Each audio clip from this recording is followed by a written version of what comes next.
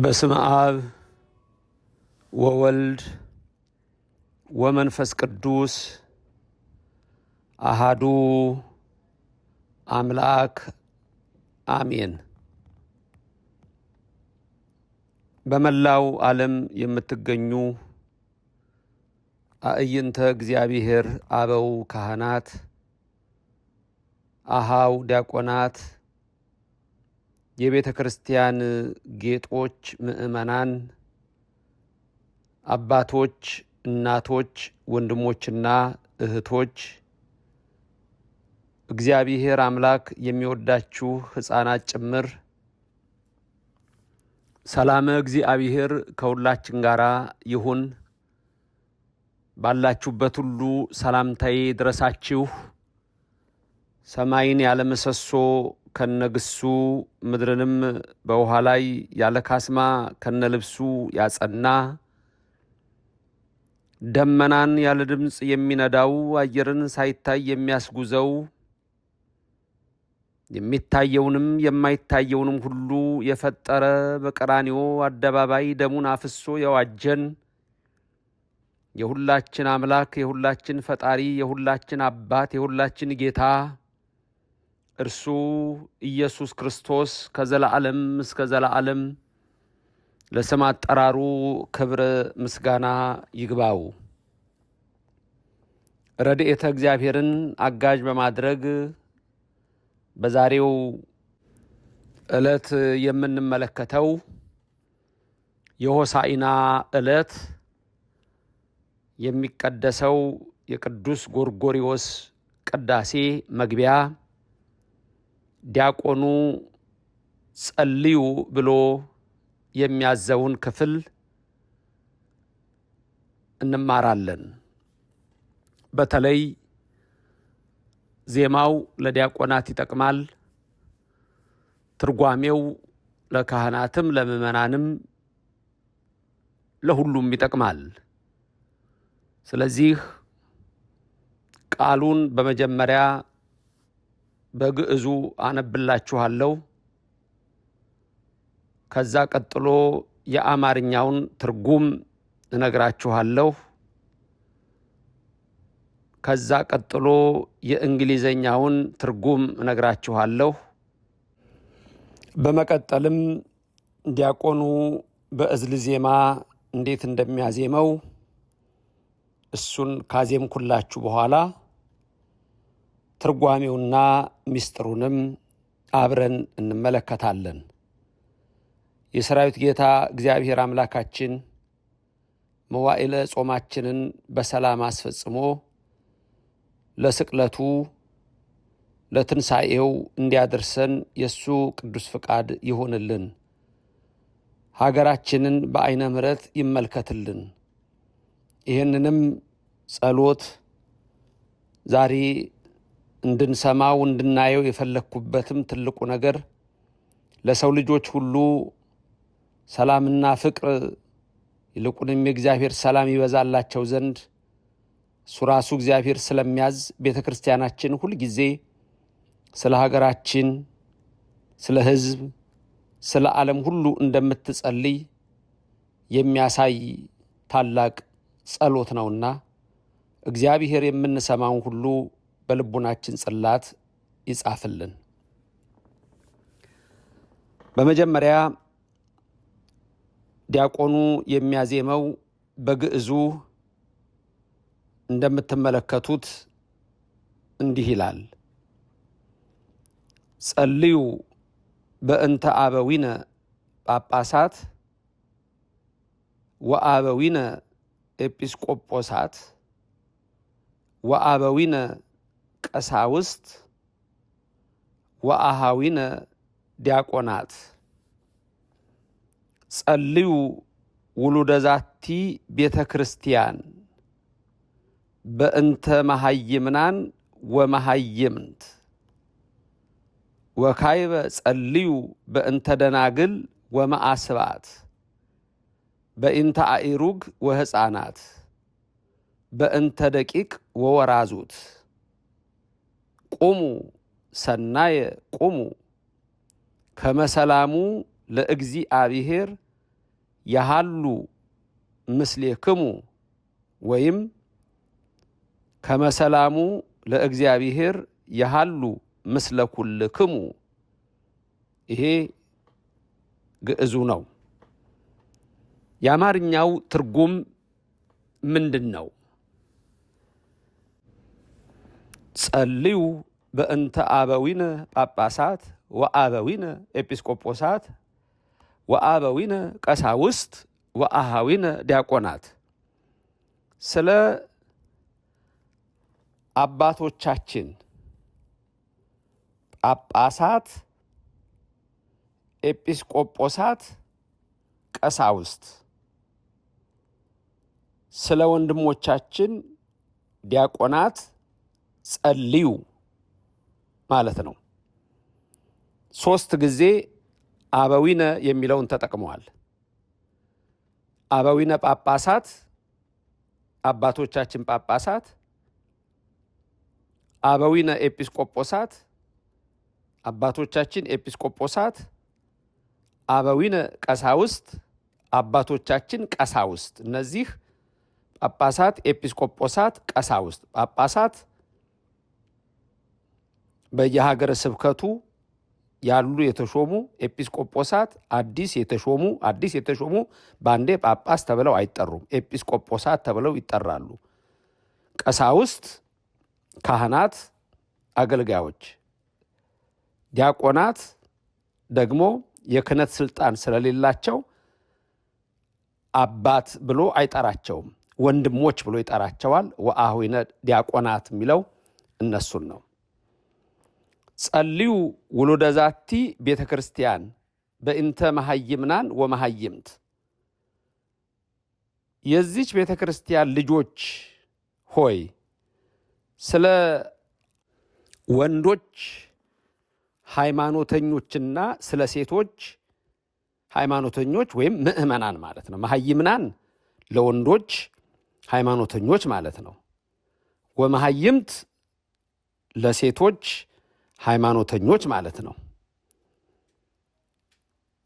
ስለዚህ ለነሱ ጸልዩ። ወካዕበ ጸልዩ በእንተ ደናግል ወመአስባት በእንተ አእሩግ ወሕፃናት በእንተ ደቂቅ ወወራዙት። ይሄ ደግሞ ዳግመኛ ጸልዩ፣ ወካዕበ ጸልዩ ዳግመኛ ጸልዩ ዳግመኛ ስለ ደናግል፣ ስለ ፈቶች ወይም በትዳር ውስጥ ስለሌሉ፣ ስለ ሽማግሌዎች፣ ስለ ሕፃናት፣ ስለ ልጆች፣ ስለ ጎልማሶች ለነሱም ጸልዩ። ቁሙ ሰናየ ቁሙ ከመሰላሙ ለእግዚአብሔር ያሃሉ ምስለ ኩልክሙ ያሃሉ ምስሌክሙ። የእግዚአብሔር ፍቅሩ ከናንተ ጋር ይኖር ዘንድ ቁሙ፣ በበጎ ቁሙ። ይሄ ቀጥታ የአማርኛው ትርጉም ነው። ከዛ ቀጥሎ ያለውን ደግሞ የእንግሊዘኛውን እሱን ደግሞ እንመልከት። በእንግሊዘኛ ይሄ ቃል እንዴት እንደሚተረጎም እሱን ደግሞ ላሳያችሁ። ጸልዩ በእንተ አበዊነ ጳጳሳት ወአበዊነ ኤጲስቆጶሳት ወአበዊነ ቀሳውስት ወአኀዊነ ዲያቆናት። Pray for our fathers, the archbishops and bishops, our fathers, the priests, our brothers, the deacons. ቀጥሎ ደግሞ ጸልዩ ውሉደ ዛቲ ቤተ ክርስቲያን በእንተ መሐይምናን ወመሐይምት።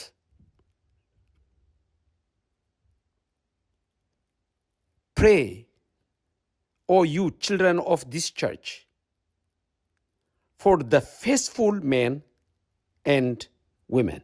ስለ ሃይማኖተኞች ወንዶች ሴቶች የሚለው the faithful men and women ወካይበ ጸልዩ በእንተ ደናግል ወማአስባት በእንተ አኢሩግ ወሕፃናት በእንተ ደቂቅ ወወራዙት ይህ ደግሞ again pray for the virgins and the husbandless, for the aged and infants, for children and adults.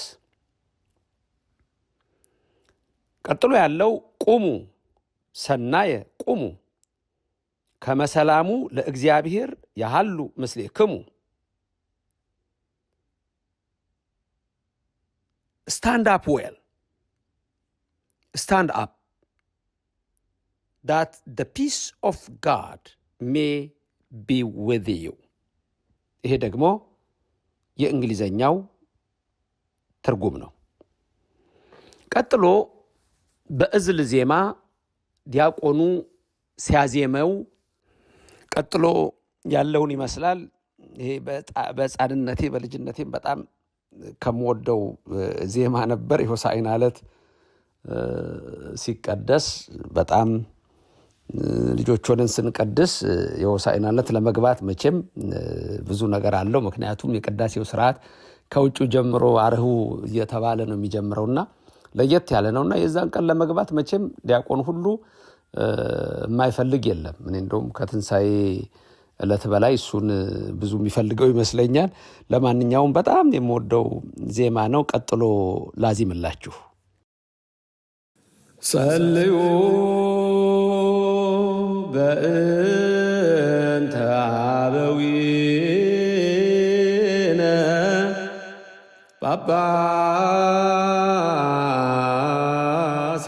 ጳጳሳት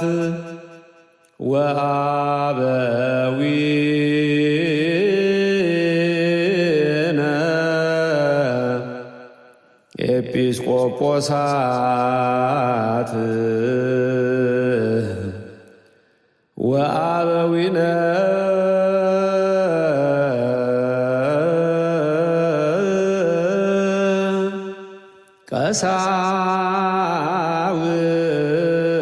ቀሳውስት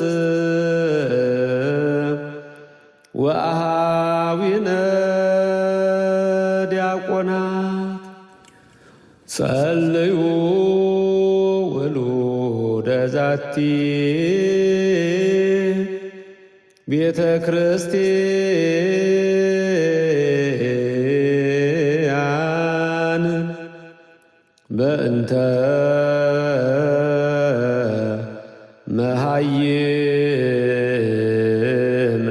መሃይምናን ወመሃይምንት ወካዕበ ጸልዩ በእንተ ደናግል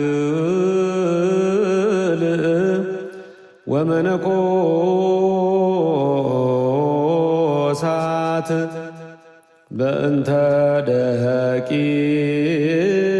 ደቂቅ ወሕፃናት ወበእንተ አእሩግ ወወራዙት ወማዕስባት ቆሙ ሰናየ ቁሙ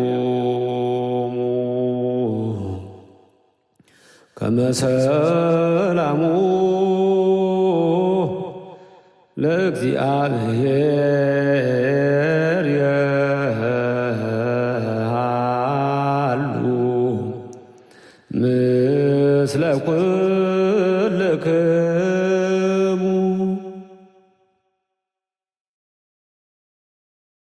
አምላካችን እግዚአብሔር የተመሰገነ ይሁን። ቀጥሎ ደግሞ የዚህ ቃል ጸልዩ ብሎ የሚሰጠው ትእዛዝ ሚስጥሩን ልንገራችሁ። ይሄ ቅዳሴ የቅዱስ ጎርጎሪዎስ ቅዳሴ ነው። ቅዱስ ጎርጎሪዎስ ዘኑሲስ የተባለው ነው። ሁለት ቅዳሴ ያለን በጎርጎሪዎስ ስም የሚጠራ። ይሄኛው የሆሳዕና ዕለት የሚቀደሰው የቅዱስ ባስልዮስ ወንድም የቅዱስ ጎርጎሪዎስ ቅዳሴ ነው። ጎርጎሪዎስ ኤጲስቆጶስ ዘኑሲስ ይባላል። በኑሲስ ኤጲስቆጶስ የነበረ ታላቅ ቅዱስ ነው።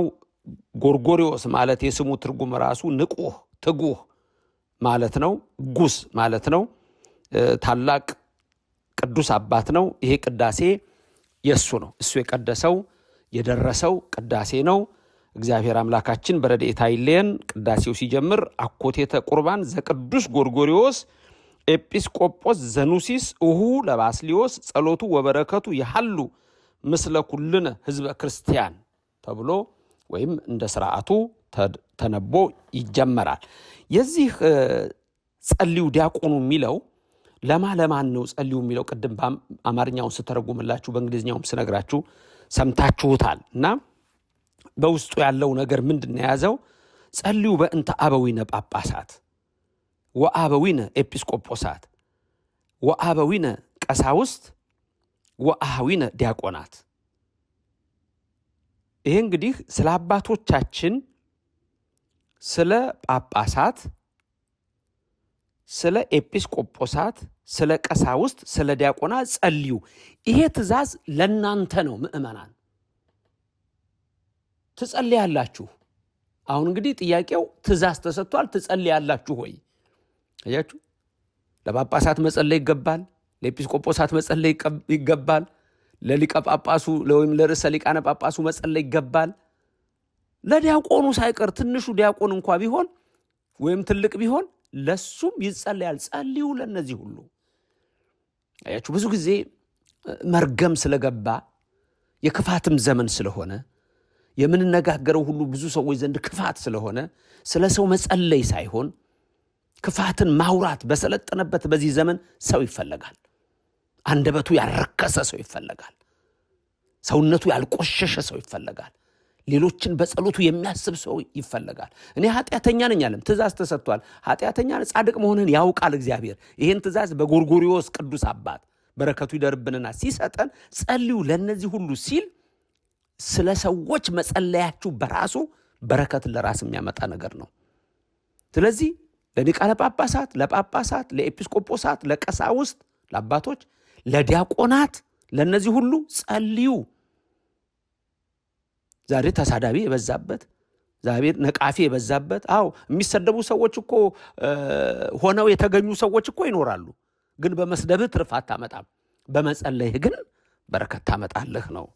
ስለዚህ ሊቁ ቅዱስ ጎርጎሪዎስ ዘኑሲስ እሁ ለባስልዮስ ጸሎቱ ይደርብን በረከቱ ይደርብንና ጸልዩ ይላል። ከዛ ቀጥሎ ጸልዩ ውሉደ ዛቲ ቤተክርስቲያን። በቤተክርስቲያን ያላችሁ ምእመናን፣ በዚች ቤተክርስቲያን በኦርቶዶክስ ተዋህዶ ቤተክርስቲያን፣ በቅድስት ቤተክርስቲያን፣ አንድም በዚች ቤተክርስቲያኑ ዛሬ የተሰበሰባችሁ፣ አንድ በእምነት ውስጥ ያላችሁ፣ ሁለት በዚች ቤተክርስቲያን በዚች ቅጽረ ቤተክርስቲያን ዛሬ በዚች የሆሳዕና ዕለት የተሰበሰባችሁ ወይም ቅዳሴው በሚቀደስበት ዕለት የተሰበሰባችሁ ምእመናን ጸልዩ። እናንተም ደግሞ የምትጸልዩት ደግሞ በእንተ መሐይምናን ወመሐይምት። ስለዚህ ይህን ትእዛዝ ይሰጣል። ጸልዩ በእንተ መሐይምናን ወመሐይምት ውሉደ ዛቲ ቤተክርስቲያን ይላል። በቤተክርስቲያን ስላሉ ስለ ወንዶችም ስለ ሴቶችም ምእመናን ጸልዩ። በዚህ ውስጥ ሆናችሁ እናንተም እዛ ውስጥ ላሉ ትጸልያላችሁ። አንዱ ለአንዱ ይጸልያል፣ አንዱ ለአንዱ ይጸልያል። የኦርቶዶክስ ተዋህዶ ቤተክርስቲያን እምነትና ስርዓቷ ይሄን የሚመስል ነው። አሁን ብዙ ጊዜ አንዳንድ ሰዎች አማላጅ አያስፈልግም ብለው ቅዱሳንን እስከ መካድ ይደርሳሉ። እኛ ደግሞ ቅዱሳንን አክብረን ሌላ ቀርቶ እርስ በርሳችን እንኳን አንዱ ለአንዱ መጸለይ እንደሚችል የሚገባን የኢየሱስ ልጆች ነን። ጸልዩ ውሉደ ዛቲ ቤተክርስቲያን፣ የዚች ቤተክርስቲያን ልጆች ጸልዩ። እዚች ቤተክርስቲያን ውስጥ ስላሉት መሐይምናን ወመሐይምት፣ ስላማኞቹ መሐይምናን መሐይምት። ይሄ በደርግ ጊዜ እንዳልተማረ ሰው ተቆጥሮ ሃይማኖተኛ መሆን መሐይምነት እየተባለ፣ መሐይምነት ግን ማመን ነበረ። ተመልከቱ፣ ይሄ ሁሉ ተጣሞ ስርዓት የጠፋው አገሪቱ የተዋረደችው እንዲህ አይነት መከራ ውስጥ የወደቅነው ራሱ እግዚአብሔርን ወግተን እንደ ናምሩድ እግዚአብሔርን ኑጋ ብለን ወደ ሰማይ ግንብ የሰራን ተፈጥሮን በቁጥጥር ስር እናውለዋለን እያልን የፎከርን ግን ያልተሳካልን ድኩማን ምንዱባን ሆነን ዛሬ የምንኖረው የኢትዮጵያ ክርስቲያኖች በተደረገው የፖለቲካ ክስረት ዛሬ ባለው ውርደት ነው። ስለዚህ እግዚአብሔር ያዛል። መሐይምናን ወመሐይምት ማለት እግዚአብሔርን የሚያምኑ በአብ በወልድ በመንፈስ ቅዱስም የሚያምኑ ማለት ሃይማኖት ማለት በአብ በወልድ በመንፈስ ቅዱስም ማመን ነው።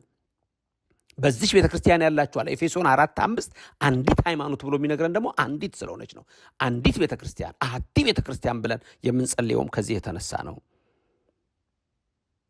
ስለዚህ በቤተክርስቲያኑ ስላሉ ስለ ወንዶችም ስለ ሴቶችም ምእመናን ጸልዩ። ይቀጥልና ወካዕበ ጸልዩ ይላል። ኧረ ዳግመኛ ጸልዩ፣ ደጋግማችሁ ጸልዩ ይላል። በእንተ ደናግል ወማዕስባት ዳግመኛ ስለ ደናግለ ሥጋ ስለ ደናግለ ነፍስ ተመልከቱ። አግብተው ስለፈቱ በእንተ አእሩግ ወሕፃናት ለሽማግሌዎች ስለ ሕፃናት በእንተ ደቂቅ ወወራዙት ስለ ደቂቅ ስለ ልጆች ጸልዩ። ተመልከቱ። ስለ እነዚህ ሁሉ በስጋም በነፍስም ይጸለይላቸዋል። ደግሞም እነዚህ ሽማግሌዎች፣ ሕፃናት፣ የእግዚአብሔር ልጆች ወንዶችም ሴቶችም ሁሉ በእግዚአብሔር ዘንድ አንዱ ለአንዱ ይጸልያል። ለነዚህ ሁሉ ቤተክርስቲያን ትጸልይላቸዋለች። ቁሙ ሰናየ አለ። እንግዲህ ጸልዩ ካለ በኋላ በዚች ቤተክርስቲያን ውስጥ በዚች ቅዱስ ቤተክርስቲያን በዚች ቅጽረ ቤተክርስቲያን ደግሞ ያላችሁ ምእመናን ቁሙ ሰናየ ምን ማለት ነው? በበጎ አቋቋም ቁሙ። ተመልከቱ፣ በበጎ አቋቋም ቁሙ። አባ ሕርያቆስ በረከቱ ይደርብንና የእመቤታችንን ቅዳሴ ልቡና የመልካም ነገር አወጣ ወስአ ልብየ ቃለ ሰናየ ብሎ ሲናገር በትህትና እቆማለሁ በዚች ሰዓት ነው ያለው። በዚህ ሰዓት በትህትና እቆማለሁ። አሁንም እዚህ ጎርጎርዮስ በረከቱ ይደርብን ቅዱሱ ቁሙ ሰናየ በበጎ አቋቋም ቁሙ አለ። እንዴት ባለ ነው በጎ አቋቋም ማለት? ልቡናችሁን ሳታባክኑ፣ በሐሳብ ወዲያና ወዲህ ሳትንቀሳቀሱ፣ በአካልም ሳትንቀሳቀሱ፣ በሐሳብም ሳትንቀሳቀሱ፣ ሳትላወሱ፣ ሳትባክኑ በበጎ አቋቋም ማለት ኃጢአታችሁን እያሰባችሁ ይቅር በለኝ እያላችሁ። ሌላው ደግሞ ቁሙ ሰናየ በበጎ አቋቋም ቁሙ፣ ህብስቱ ተለውጦ የክርስቶስ ሥጋ ወይኑ ተለውጦ የክርስቶስ ደም እንደሚሆን አምናችሁ አውቃችሁ ቁሙ ሲል ነው። ስለዚህ 3 ነገሮች ቁሙ ሰናየ በበጎ አቋቋም ቁሙ። አንደኛ ልቦናችሁን ሳታባክኑ፣ ሳትንቀሳቀሱ፣ ሳትላወሱ። 2 ኃጢአታችሁን እያሰባችሁ ንስሐን እያገኛችሁ ይቅር በለኝ እያላችሁ ለኃጢአታችሁ ስርየት እያገኛችሁ። 3 ህብስቱ ተለውጦ ሥጋ መለኮት ወይኑ ተለውጦ ደመ መለኮት እንደሚሆን አምናችሁ አውቃችሁ ቁሙ ሰናየ በበጎ አቋቋም ቁሙ። ይደግምና ቁሙ ይላል። እንደገና ደግሞ ቁሙ ብሎ ያዛል። ቁሙ ከመሰላሙ ለእግዚአብሔር ያሃሉ ምስለ ኩልክሙ ወይም ያሃሉ ምስሌክሙ በሁለቱም ይባላል። ቁሙ ከመሰላሙ ለእግዚአብሔር ያሃሉ ምስሌክሙ። ተመልከቱ፣ የእግዚአብሔር ፍቅሩ የእግዚአብሔር ረድኤቱ ያድርባችሁ ዘንድ ቁሙ። ይሄ ነው ትልቁ መልእክቱ። ዛሬ የእግዚአብሔር ፍቅር ያስፈልገናል። ዛሬ የእግዚአብሔር ረድኤት ያስፈልገናል ወገኖቼ። ስለዚህ በቤተ መቅደስ ውስጥ በምንቆምበት ጊዜ፣ ለማስቀደስ በምንቆምበት ጊዜ ሌላውን በጸሎት እናስባለን። የራሳችን ኃጢአት ይቅር በለን እንላለን። ንስሐን እናገኛለን። ልቡናችን ከእግዚአብሔር ጋር ይሆናል። ልቦናችን ከእግዚአብሔር ጋር መሆን ስላለበት ቁሙ ከመሰላሙ ለእግዚአብሔር ያሃሉ ምስሌክሙ ከእናንተ ጋር እንዲሆን እያለ ልቡናችን ወዴት ወደ ሰማይ መሆን እንዳለበት የቅዳሴ እግዚ የጌታችን ቅዳሴ ሲጀምር በሰማይ ያሉ ልብክሙ ይላል። ልቡናችሁ በሰማያት ይኑር ይላል። አሁን ይሄ የጎርጎርዮስም እንዲሁ ነው። ልቡናችን በሰማይ እንዲኖር። በነገራችን ላይ ወደ ፍሬ ቅዳሴ ከመገባቱ በፊት ሁል ጊዜ ታስተውሉ ከሆነ የሚባል ትእዛዝ አለ ካህኑ የሚለው። ይህም ልክ ወደ ፍሬ ቅዳሴው ለመግባት አኮቴተ ቁርባን ብሎ ሲጀምር አኮቴተ ቁርባን ዘአበዊነ ሐዋርያት፣ አኮቴተ ቁርባን ዘእገሌ እያለ ከ14ቱ ቅዳሴዎች አንዱን ሊቀድስ ሲጀምር ሁልጊዜ የሚባለው ቃል እግዚአብሔር ምስለ ኩልክሙ የሚል ነው። እግዚአብሔር ከሁላችሁ ጋር ይሁን ይላል ካህኑ። እናንተ ደግሞ ምን ብላችሁ ትመልሳላችሁ? ምስለ መንፈስከ ትላላችሁ። እንደ ቃልህ ይደረግልን ትላላችሁ። በቀጥታ ትርጉሙ ከመንፈስ ጋር ትላላችሁ። ከዛ ቄሱ ይቀጥልና አእኩትዎ ለአምላክነ ይላል። አምላካችንን አመስግኑት ይላል። አምላካችንን አመስግኑት።